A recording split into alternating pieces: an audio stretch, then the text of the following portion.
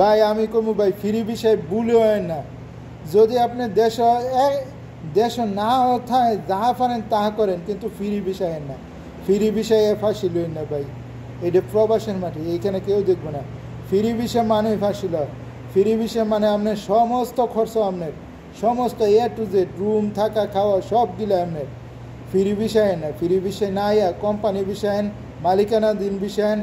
দরকার পড়ে যদি 1200 1600 টিয়া বেতনও দেয়, 1500, তাও বালা ভাই।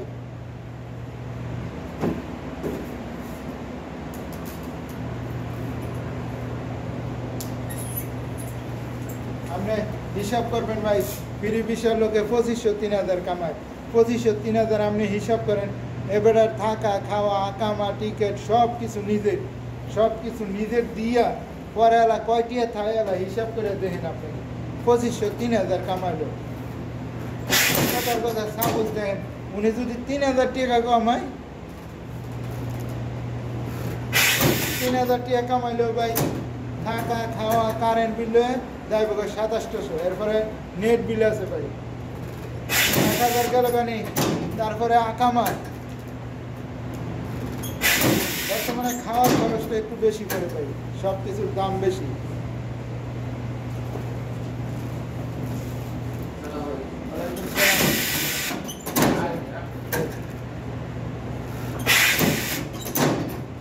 খাওয়ার খরচটা একটু বেশি পড়ে ভাই, তো তারপরেও মিলা দিলা চলে আলহামদুলিল্লাহ ভালোই আছে সব কিছু মিলে। এদিকে কম ভাই কোম্পানি তাই না, আপনি কোম্পানি যাইবেন, অনেক বালা থাকতে পারবেন, বালা খাইতে পারবেন ভাই। বাংলাদেশে একটা শান্তি থাকবে করে আমি চাকরি করতেছি, আমি বেতন পাবো। আর যারা বাইরে কাম করে ভাই, তারা হিসাব করে কাললে আজকে কাম প্রতিদিন চিন্তায় থাকে, কাললে যদি কাম না হয়, পরে যদি কাম না হয়, একদিন কাম পাইলে একদিন পাবে না। এরকমের ভাই, বাইরে কাম করলে এরকমের। আর আপনি যদি একটা কোম্পানির কিংবা একটা দোকানেও চাকরি করেন, আপনার যদি 1500 দেয়, আপনার মাস শেষ নিশ্চিত আছে আপনার বেতনটা পাইবেন।